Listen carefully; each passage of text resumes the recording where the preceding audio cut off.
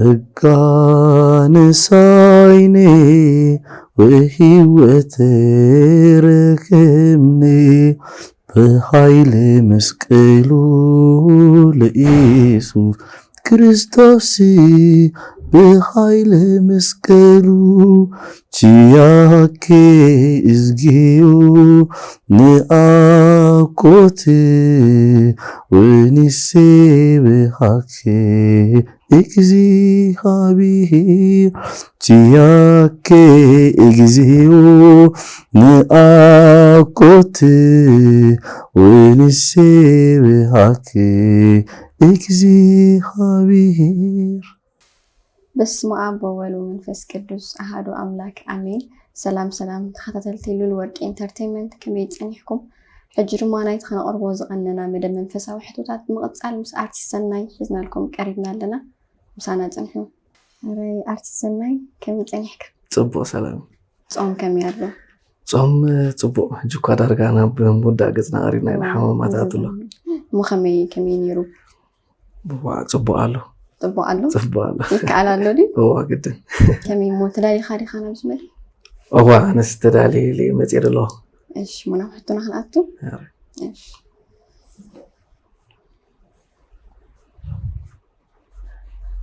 እሺ ክንደይ ዓይነት ጾም ኣሎ? ክልተ ዓይነት ጾም ኣሎ። እቲ ሓደ ብኣዋጅ ማሲ ዓለም ሙሉ ዝፈልጦ ጾም ኣሎ። እቲ ሓደ ኸዓኒ ምስ ነብስኻ ብግልኻ ትገብሮ ጾም ካሉ ክልተ ዓይነት። እሺ ምልኡ መልሲ ማዕተብ እንታይ ማለት እዩ? ማዕተብ ዳ ካብ ክስታይ ድወፀ ቃል እዩ። ካብ ማዕተበኻ በስመ አብ ዘሎ ምልክት ገበረ ማለት እዩ። ናይ መስቀል ካብ ማዕተበ ድብል ቃል ወፂኻ ከምዚ ማዕተብ ማለት እዩ። እሺ ካብ ክስታይ ካበይናይ ኣማዕተበ ካብ በስመ አብ በወልድ መንፈስ ቅዱስ ኣሐዱ ኣምላክ ንብላሲ ኣማዕተበ ትብል ምልክት ገበረ እንድያ ምልክት ከኣኒ መስቀል ማለት እዩ። ብኸምኡ ከዓ ማዕተብ ይባሃል። እሺ ጽቡቕ ፈቲንካ ምሉእ ይመለስካያን። ማዕተብ ማለት ካብ ግእዝ ዝወፀ ቃል ኮይኑ ምልክት ገበረ ማለት እዩ። ቀሪበስ መሊሳ ያዘ ካብ ክስታይ ዝወፀ ስለዝበልካ ኢና ካብ ግእዝ ዝወፀ ቃል እዩ። እሺ ፋሲካ ማለት እንታይ ማለት እዩ? ፋሲካ ሕጂታ መዓልቲ ድያ ዋላ ቃል በዓላ? ቃል በዓላ ፋሲካ እንታይ ማለት እዩ? ተዘይተጋጊ ካብ ናይ ዕብራይስጥ ቃል ድወፀ እዩ። ፓሻ ድብል ሕጂታ ቀንዲ ፋሲካታ ቃል ከኣኒ ኣብ ናይ ግብፂ ድነበረ ማለት እዩ። ህዝቢ እስራኤል ኣብ ግብፂ ከለውሲ ንጉስ ፈርዖን ብዙሕ መጠንቀቕታታት መፆ ነይሩ ካብ እግዚአብሔር ተፈላለዩ ነቢያት ንኣብነት ከም ሙሴ ማለት እዩ። ሕጂ በኽሪ ውላድ ወስድ ቀዛፍ ሕማም ከይመፀ ከሎ ገንሸል ሕረድ እሞ ናይቲ ገንሸል ደም ኣብ ናሕሲ ልዳትካ መስቀል ግበረሉ ሞ ቀዛፍ መንፈስ ክመፅ ከሎስ ክሓልፎ እዩ ንቤትካ ኢልዎ። ስለዚ ፋሲካ ከኣኒ ፓስ ኦቨር ማለት እዩ። እታ ፓሽያ ትብለላ ቃል በቃላ ማለት እዩ። ብመዓልቲ ተኮይኑ ከኣኒ ብተምሳሌት ናይቲ ሽዑ ዝተገበረ ጎይታና ኢየሱስ ክርስቶስ ምስ ተሰቐለ ኣብ ሳልሳይ መዓልቲ ንሞት ስዒሩ ንዓናስ ገንሸል ኮይኑ ድተሰኣላ መዓልቲ ፋሲካ ትበሃል። በታ መዓልቲ በታ ቃልካ ከምዚያ ምሉእ መልሲ ንፉዕ ምሕላፍ ማለት እዩ። ቃል መቃሉ ምስካር ድማ ምሕላፍ ማለት እዩ። ክርስቶስ ከዓ መድኃኒዓለም ክርስቶስ ናብዚ ዓለም ዝመፅኡ ንዓና እንታይ ኮይኑ በጃ ኮይኑ ስለ ሓጢኣትና ሓሊፉ ጽቡቕ መሊስካ ምሉእ መልሲ። ኣሕዋቱ ኣሕሊፎም ዝሸጥዎ ኣብ ግብፂ ዝነገሰ ቅዱስ ኣቦ መን ይበሃል? ዮሴፍ፣ ቅዱስ ዮሴፍ። ቀላል እያ ዝሓቶሽ? ፍልጥ እያ። ካብ ኣሳዳዲ ናብ ሰዓብን ኣገልጋልን ክርስቶስ ተሰጋገረ ሃዋርያ መን ይበሃል ስሙ? ትርጉም ስሙኸ? መጀመርታ ስሙ ዝነበረ ሳውል ነይሩ። ድሓር ክርስቶስ ምስ ተገለፀሎ ማለት እዩ ናብ ሃዋርያ ጳውሎስ ተቀይሩ ማለት እዩ ሽሙ። ካብ ሳውልስ ናብ ሃዋርያ ጳውሎስ ጳውሎስ ማለት ከታይ ማለት እዩ? ሕሩይ ይመስለኒ። ሙሉእ መልሲ ሕሩይ ኣቕሓ ማለት እዩ። ኣብ ንክርስቲያን ከሳድድ ኢሉ እንዳኸደ ከሎ ኣብ መገዲ እግዚኣብሔር ኣምላኽ ይገለፆ የዒንቱ ይዓውር ሞ ይርዮ መን ይኻስኻ ምስ በሎ ሽዑ ክርስቶስ ይግለፀሉ። በዚ ምክንያት ናብ ሃናንያ ዝበሃል ቅዱስ አቦ እዩ ዝኸይድ ሃናንያ ኸ ኣሳዳዲ ናይ ክርስቲያን ምዃኑ ስለ ዝፈልጦ ነዚ ሰብዚ ኣይቀበሎን እየ ኢሉ ምስ እግዚኣብሔር ይከራኸር ኖ እሱሲ ሕሩይ ኣቕሓ እዩ ሕሩይ ናተይ እሞ ተቐበሎ ኢሉ በዝተበገሰ ኸ ሕሩይ ኣቕሓ ኣብ ቤተክርስትያን ሕጂ ሃዋርያ ቅዱስ ጳውሎስ ሕሩይ ኣቕሓ ተባሂሉ ፍለጦ እሺ ንድንግል ማርያም ኣብ ቤት መቕደስ ዝምግባ ዝነበረ ቅዱስ መልኣኽ መን ይበሃል? ተዘይተጋጊ ቅዱስ ፋኒኤል ይመስለኝ ቅዱስ ፋኒኤል ሊቀ መላእክት ቅዱስ ፋኒኤል ሙሉእ መልሲ ጎይታናን መድሓኒናን ኢየሱስ ክርስቶስ ደርሆ ከይነቀወት 3 ግዜ ክትክሕለኒ ኢኻ ዝብሎ ሃዋርያ ጴጥሮስ ቀሊልልካ ዋኣና ረሓኒ ማለት ቀሊልልካ እምበር እዚኣ ክትርስዓካ ደይትኽእል እያ እዚኣ እወ ካብቶም 12 ሃዋርያት ኣቕምኻ ግለፅ ሃዋርያ ጴጥሮስ ሃዋርያ ማቴዎስ ሃዋርያ ታዲዮስ ሃዋርያ ቶማስ ሃዋርያ ያዕቆብ ወዲ ዘዲዮስ ያዕቆብ ወዲ ኢልፊዮስ ይሁዳ ስቆርጣዊ ዘኪሪም ጥቡቅ መሊስካ ሃዋርያ ጴጥሮስ ሃዋርያ እንድርያስ ሃዋርያ በርቴሜሎስ ሃዋርያ ያዕቆብ ወዲ ኢልፊዮስ ሃዋርያ ቶማስ ማቴዎስ ዮሐንስ ሃዋርያ ያዕቆብ ወዲ ዘብዴዎስ ክልተ ያዕቆብ ነይሩ ወዲ ኢልፊዮስን ወዲ ዘብዴዎስ ሃዋርያ ታዲዮስ ስምዖን በዓል ቃና እቲ ዝሓደ ይሁዳ ስቆርጣዊ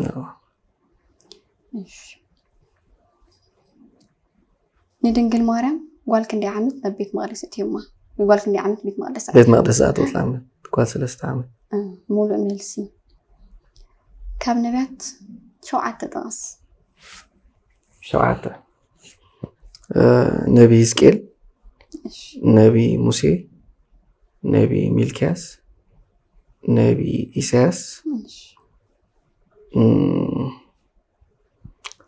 كنيت 4 ندي بزحات ذكر راي نبي دانيال 5 واي نبي إيوئيل نبي إيساياس نبي إيساياس دحن كده الله استغفر الله مالتي نبي إرمياس ጽቡቕ ኢኻ መሊስካ 5 መሊስካ ጽቡቕ መሊስካ ንይሁዳ ኣስቆሮታዊ ዝተክእ ሃዋርያ ስሙ መን ይበሃል? ሃዋርያ ማቴዎስ ኣማሓይሽ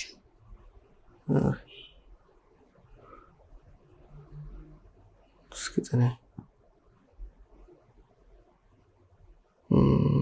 ذكر قريب كالله نتاز بالكاسمس من محياش تريد ماركوس أكون ماركوس وانجلاوي ومبع أتو على جفا المجمع جفا على جميع كاي خاكو ماتيوس هيكون الكني نتا ماتيوس يا مايش ሃዋርያ ማቴዎስ ነይሩ እንዲሁ ተመሳሳልተኝ ተናስማል ግን ሃዋርያ ማቴዎስ ሃዋርያ ማርቆስ አይኮንም አቲ ንሽሐ ግዝም ማቲያስ ሃዋርያ ማቲያስ ትርጉሙ ኸ ቅያር ማለት መተካት እሺ አልፋን ኦሜጋ እንታይ ማለት መጀመሪያ መወዳታ አልፋን ኦሜጋን ኢልና ንጽውዖ ምን አለ እግዚአብሔር መወዳታ መጀመር ተብሎ ዘለናዮ ዘመን ዘመን ማርቆስ ሙሉ መልሲ ወጥንፈخ ደሓኒና ቤተ ክርስቲያን በክንደይ ትምሰል ኣነ ጽርለይባት ሓቱ ቤተ ክርስቲያን ምሳሌ ናይ ቤተ ክርስቲያን እቲ ህንፃ ናይ ቤተ ክርስቲያን አንግዘክ ብልቀት ሓቱ ይተረዳእትን ያደላ ግን بخمي مخرجة كي بترشم تاك مسلسل عن حنت خفتن ملسخ من السلكة بمركب نه تمثل اوكي زياسي الجوها فتن هو مالتي ماتي هلو قويتانا يسوس كريستوس بيتا خرسيان كنقبر كم دلنا تزاسيبو هكي كافتو مجمرتا من مسارتنا بيتا خرسيان كأنا هوري بيتروس نيرو زيا فلتا زام مثال قلت مثالي دينارنا عجنا عمنا بمركب نوه تمثل لك زيادة فلتاني يركبه مركب نوه كم تمثل فلتاني يرجع حاري بسلسة تمثل قدامي بمركب نوه كالاي بمسكل سالساي كعب بخبي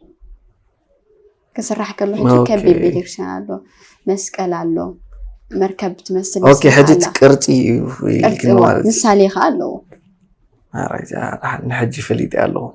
እሺ بسلسة يمينا نمثلهم اتا كبي مثالينا عالمه مسكل قويتا مركبنا كلاتنا خمفتو كما اهي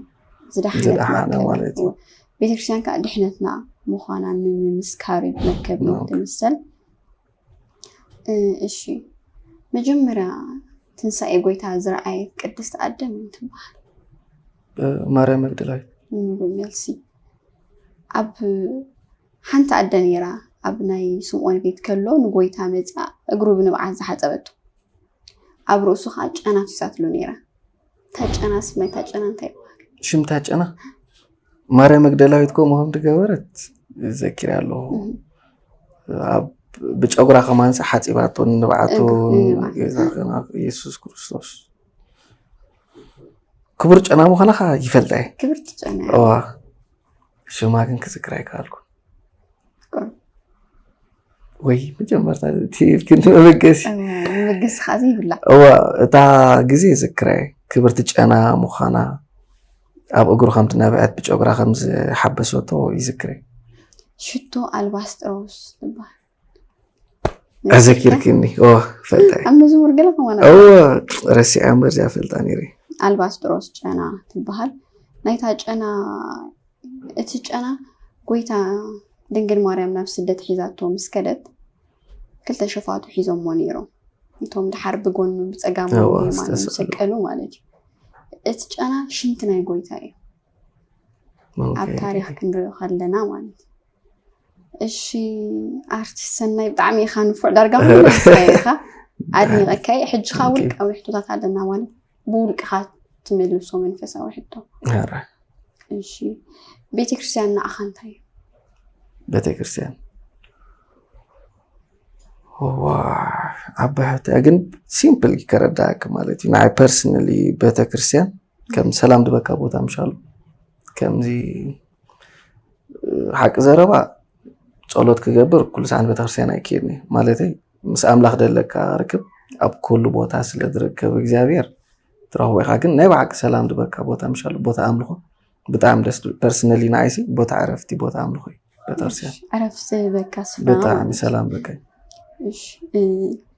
حادث نتبنا كابت الصرحو قد أبارات انتاي يمهار كم سنة بموسى حجي كم سنة أبابا وخوينا خزارب مالتي مبزحت وقزي قد أبهار تلابيس كاقا استيت قبر مالتي نهات كايخونا يخوم زي قدس حجي تقند علاما خاني نحنا نحسبو بات نحنا قد أبهاري تلابيسنا نزب زغانا ملأت غتحلفو لي حجي نوعو تراي ملأت غتحلفو لو ديكون كاقا نبع لها قد أبهار تلابيس كلاها تمهارو بزحنا قرالو حجي سي داتا مهاركاس نسب ويكان عبرة السب تمهارو لو عاود سلدونا بزحنا قريب مهاركا أكزروا بزوحي خاتم مهار بزوحي مهار الشي تبو حادث ندوينا عب بيت كريستيان زلو وحلاف النت الجامونا يموتع انتاي تبوت حتى قم كم سنة أبني أطرعي ليكونا مجمرتها زخونا والقاو سبكو قورو دلوي ترديكني أنا حجي كاب نفسي جميرة خنقف مالتي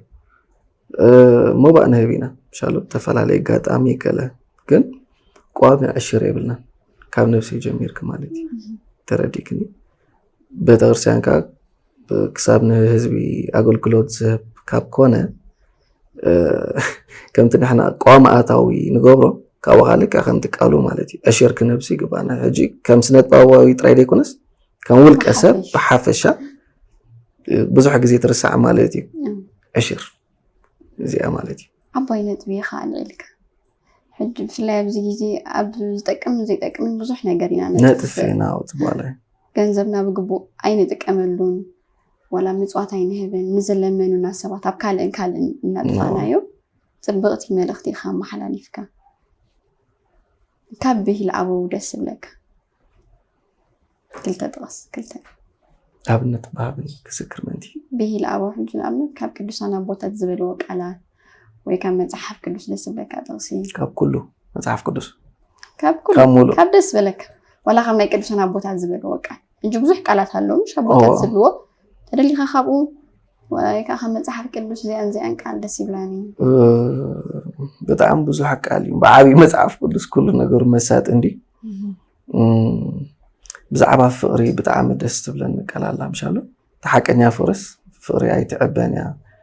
ኣይትግበዝን እያ ንነብሳ ሓሊፋ ኣይትህብን እያ ማዕርያ ትርኢ ከለ እዚኣ ናይ ፍቕሪ ብጣዕሚ ካብተን ትምስጠኒ ማለት እዩ ካብ ናይ ኣቦና ኢዮብ ከዓኒ ደይወዳእ ዓቕሊ ምሻሎ ደይወዳእ እምነት ክህልወና ከም ደሎ ዋላፍቲ ከፊእካ ከሎ ግዜኻ ሲ ዓቕሊ ከም ኢዮብ ትበሃል ኣዘራረባ ንሕዛ ኢና ዓቕሊ ኢዮብ ንብላ ኢና ግን ናይ ባሕቅታት ኢኻስ ኢዮብስ ብዙሕ ድነበሮ ሰብኣይ ብዙሕ ሃብቲ ድነበሮ ፅቡቓት ኣዋልድ ድነበሮ ሰብኣይ እዩ ዝኩሉ ነገር ከሲሩ ሙሉእ ነብሱ ቆስሎ ኮይኑ ኣብ ሓሙኽሽቲ እንዳደቀሰ ክሎስ ደስ ትብለኒ ቃል ማለት እዩ ሰበይቱ ሲ እዚ ተኮይኑ ኣምላኽካ ሲ ደይትቕር ደይትጎድፎ ኢላቶ እንታይ ኢልዋ ደስ ትብለኒ ቃል ኣብዚ ምስሊ ኣቲ ሰበይቲ ኢልዋ ናይ ዓሻ ሰበይቲ ዘረባስ ኣይትዛረቢ ዓሻ ከማንስ ኣይበላን ናይ ዓሻ ሰበይቲ ዘረባ ሓጅስ ሓንሳብ መሲል ኣብቲ ትደኽመሉ ግዜ ተስፋ ትቆርፀሉ ግዜ ሲ ናይ ዓይሱ ዘረባ ንዛረብ ኢና ተረዲክኒ ማዕረኽ እንደይ ኣብ ኣምላኽ ዓቕሊ ክልወካ ከም ዘለዎ ንዑ ቀፂሉ ከዓኒ ንኩሉ በቢግዜኡ ሰናይ ገበሮ ድብል ኣሎ ፅቡቅ ገበሮ ድብል ኣሎ ግዜ ከይነውሓልክ እምበር ብጣዕሚ ብዙሕ ቃላት ኣለዉ ደስ ትብለኒ ካብ ባይብላ ደስ ዘብል ቃል እዩ ንድንግል ማርያም ተፍቅራ ዶ ተፍቅራ ብኸመይ ተፍቅራ ብኸመይ ይፍቅራ ድንግል ማርያም ተማራ ደስ ትብለኒ ማለት እዩ ኣብቲ ናታ ባይብል ክትሪኦ ከለኸ ካብ ቅዱሳን ቤተሰብ እያ መፅያ ተረዲክኒ ሰላማዊ ድኾነ ኣነባብራ እዩ ነይሩ ምክንያቱ ካብ ህፃናት ቤተክርስትያን ዝተወፍየት ሰብ እያ ኣብ ኣምላኽ ድነበራ እምነት ተረዲክኒ ብሓፈሻ ከም ሰብ ከላ ከማናሲ ብጣዕሚ ብዙሕ ካባና ድበልፅ ነገራት ገይራ ካብ ሓጢኣት ሰዓ እዚኣ ዝረሓቐት ነይራ ብዓብኡ ከዓኒ ጎይታና ኢየሱስ ክርስቶስ ኣብዚ ኣማራ ደስ ትብለኒ ማለት እዩ ንዓይ ከም ሰናይ ሓቲትዋ ክትወልዮ ኢኺ ይኮነኒ ኢልዋ ፈቓዳ እዩ ሓቲቱ መጀመርታ ኣባሃል እሲ መልእኽተኛ መፅኡ ሽም ናይቲ መልኣኽ ኖ ቅዱስ ገብርኤል መልኣኽ ቅዱስ ገብርኤል ምስ መፀ ሲ ኣበሲርዋ ምሽ ብታሕጓስ እያ ተቐቢላቶ ብታሕጓስ ተቐቢላ ከዓ ንጎይታና ኢየሱስ ክርስቶስ ወሊዳቶ ስለዚ ብጣዕሚ ፍቅራዋ ማስ ኣርአያ እቲ ንሕና ክንኮኖ ድግብኦ ነገር ኣርአያ ጎይታ ፍቓዳ ሓድ ማለትስ ብፍቓዳ እያ ኢልካኒ እንታይ ኢሉ እዩ ፍቓዳ ሓዲቱ ክትወልዮ መልእኽትስ ሂብዋ እዩ ተረዲክኒ ንሳ ከዓ ብታሕጓስ ተቐቢላቶ ከም ፍቓድካስ ይኹነለይ ኢላቶ ከም ፍቓድካ ይኹነለይ ማለት ከዓ ፍቓዳ እያ ትህብደላ ሓራይ ትብል ኣላ ማለት እዩ ነቲ ፍቓድ እግዚኣብሔር ፍቓደ እዩ ኢላ ስለዚ ምስኡስ ተሰማሚዓ መልአከ ቅዱስ ገብርኤል ከብስራ ከሎ ግን ንኽትወልዲ ወድውን ንኽትጠንሲ ወድውን ክትወልዲ ኢኽ ፍቓድ ሓተት ኣነ ከም ትረዳእኒ ማለት እዩ ከም ፍቓድካ ይኹነለይ ተላ ኦሬዲ ከም ፍቓድካ ይኹን እኮ ሕጂ ንኣብነት ፈተና የጋጥመና ምሽ ኣነ ሕጂ ካብ ዓቕሚ ይላዕል ፈተና ከጋጥመኒ ከሎ ከም ፍቓድካ ይኹን ይብል ክፍተን ፍቓድ ኣይኮነን ግን ፍቓዱ እንድሕር ኮይኑ ይኹን እቲ ፍቓዱ ሰናይ ምዃኑ ስለንኣምን ማለት እዩ ኣነ ካብ ውልቀይ ክምልሰልካ ንዝሓቶ ናይ ድንግል ማርያም ማለት እዩ ኣነ ስለምንታይ የፍቅራ ኣዶ ኩላትና እያ ንስለ ኩላትና ትፅሊ ንስለና ትነብዕ ሽግራትና ትፈትሕ ተማልደልና በዚ ከዓ ኣነ የፍቅራ ናይ ውልቀይ ማለት እዩ ናትካ እውን ፅቡቅ ሓሳብ ካብ ገዳማት ሃገርና ትፈልጠን እስከ ጥቀሰለይ ገዳማት ደብረ ሲና ገዳም ደብረ ሲና ደብረ ቢዘን እዚን ቀልጢፈና ብረሲድ መጻነ ገዳማት እንደ አቡነ ብፁዕ አምላክ አሎ እንደ አቡነ አብራኒዮስ አሎ ገዳም ሃማ አሎ ብዙሕ ገዳማት በጣም ብዙሓት ይደሎ ብዙሕ ግን ድሓኒ ካፈቲን ካለኻ ግን ወሒደ እና ብዛ አዲስ አበባ ካብ ትመጽእ ዝኸድካዮ ገዳም እንተሎ ግለጽ ወይ ሓቂ ዘረባ አዲስ አበባ ካብ ትመጽእ ናብ ዝኾነ ገዳም ኣይከድኩን ኣይፈልጥኒ እሺ ናይ መኻድ መደብ ከለካ ድዩ ብሕጂ ዳዋ ሕጂ ግን የብለይ ኣይከድኩን ኣለኹ ክሳብ ሕጂ ንህላወ እኹል በቲ ዘለካ ፀጋ ንቤተ ክርስቲያን ከተገልግሎ ወይ ድማ ከተበርክቶ ትደሊ ሓገዝ እንታይ ኣሎ ኣነ ዳ መንፈሳዊ ፊልም ክሰርሕ ደስ ብለኒ ማለቴ ከም ተዋሳኢ ዘይኮነስ ካሜራማን ኤዲተር ኩሉ ሰዓት የተሓሳስበኒ ክሰርባ ብዓቕሚ ስለደኾነ ክገብሮ ከዓ ስለዝኽእል ብከምዚ ንዝኾነ ቤተክርስትያን ማለት እዩ ክሰርሕ ኣነ ፈቃደኛ ኦልሬዲ ኤኒ ታይም ማለት እዩ መልእኽቲ ከዓ በዚ መንገዲ የመሓላልፍ ኣለኹ ዝኾነ ዓይነት ቸርች ሓገዘይ ኣብ ዝደልየሉ ኣነ ኩሉ ሰዓት ቅርብ ምዃነይ ይነግር ኣለኹ ማለት እዩ ፅቡቕ ሓሳብ እዩ እሞ ሰናይ ሓወይ ዝነበረና ሕቶታት ኣብ ዝወዲእና ኣለና ከመይ ረኺብካዮ ደስ ድብል ሓቂ ዘረባ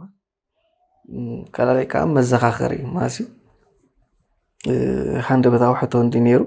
ሕጂ ኣነ ከዓ መምዘነ ከዓ ገይረ ኣለኹ ምስ ነብሰይ ማለት እዩ እቲ ዝተረፈኒ ከዓ ኣብ ገዛ ኮይነ ቀፃል ምስ ባይብል መራኻብ ከም ደልየኒ ነብሰይ ገምጊመ ኣለኹ ግን ደስ ይብልኒ ፅቡቅ መደብ ነይሩ ቴንኪ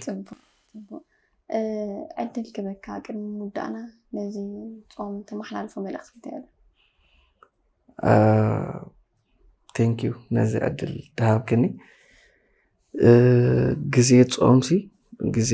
ንስሓ ማለት እዩ ንዓይ ከም ትርዳእኒ ንስሓ ከዓኒ መምላስ ማለት እዩ ቃል በቃሉስ ንስሓስ መምላስ ማለት እዩ ዓመት ሙሉእ ኣብ ዝኾነ ግዜ ነርና ምሽ ተፈላለዩ ነገር ትገብር ግን ኣትሊስት ፆም ኣርባዒሉ ከኣቱ ከሎ ብሓፈሻ ፆም ከኣቱ ከሎስ ምስ ነብስኻ እዩ ዝርርብ ድፈጥረልካ ማለት እዩ ከምቲ ናይ ኣንተ ወይ ድሓተትክኒ ናይ ውልቅኻ ፆምካ ምስ ነብስኻ ከዓ ሱባኤ ተኣትኻ ኣምላኽ መስገን ንዓይ ድመስሉን ኣብ ደሓን ደረጃ ደለና ሰባት ኣለና ብዙሓት ከዓ ፅጉማት ኣለዉ ኣብ ኣዲስ ኣበባ ጠማቲ ደይብሎም ራእይ ደይብሎም ማለት እዩ በዚ ኣጋጣሚ እዚ ንዓይ ከማይ ዝኣመሰሉ ኣርቲስት ኣብ ከባቢኡ ደለዉ ሰባት ክንጥምት ብፍላይ ዝተፀገሙ ሰባት ክንጥምት ኦልሬዲ ኮድ ገለ ዝተጀማመረ ነገራት ኣሎ እንዲ ግን በፆም መንገዲ ተጀሚሩ ኸውን ንኽእል ግን ጠጠው ንኸይብል ዋላ ፆም ምስ ወደእሲ ኩሉ ሰዓብ ልብና ክህሉ እቶም ዓቕሚ ደለና ገንዘባዊ ድጋፍ ክንገብር እቶም ዓቕሚ ደይብልና ከዓኒ ብፀሎት ዋላ ክንድግፎም ካልእ ትረፍሲ ፀሎት ቀሊል ነገር ኣይኮነን ስለዚ ብዓብዩ ከዓኒ ክሳብ ሕጂ ከምዚ ኢልና ኣነንስ ክንከናዕልል ጌርና ዘሎ እግዚኣብሔር ከዓኒ ናብኡ ንምለሰሉ ነመስግነሉ ኩሉ ሰዕ ክንሽገር ከለና ጥራይ ፍትሓልና ንብሎ ጥራይ ደይኮንስ ከነመስግኖ ካብ ልቢ ምሻሎ ስለ ኩሉ ዝገበርልና ዘሎ ነገር ካብ ኩሉ ነገር ድሕልወና ዘሎ ምስጋና ንዑ ይኹን ተፀገሙ ኣሕዋትና ከዓኒ ብፀሎት ክንደጋገፍ ይብል ማለት እዩ እሺ ሰናይ ሓወይ ቴንኪዩ ዕድሜና ክብርካ ብምምፃእካ ብጣዕሚ ኢና ነመስግን ኣነ እውን ክቡራት ተዓዘብትና ምስ ኣርቲስት ሰናይ ዝነበረና ፃኒሒት ኣብ ዝወዲእና ኣለና ምስ ካሊእ ኣርቲስት ክሳብ ንምለስ ድሓን ጀና ጸጋ ንሳይኔ ወህይወት ረከብነ በኃይለ መስቀሉ ለኢየሱስ ክርስቶስ በኃይለ መስቀሉ ቺያኬ እዝጌዮ ነአኮት ወኒሴ በሃኬ እግዚአብሔር ቺያኬ እዝጌዮ ነአኮት ወኒሴ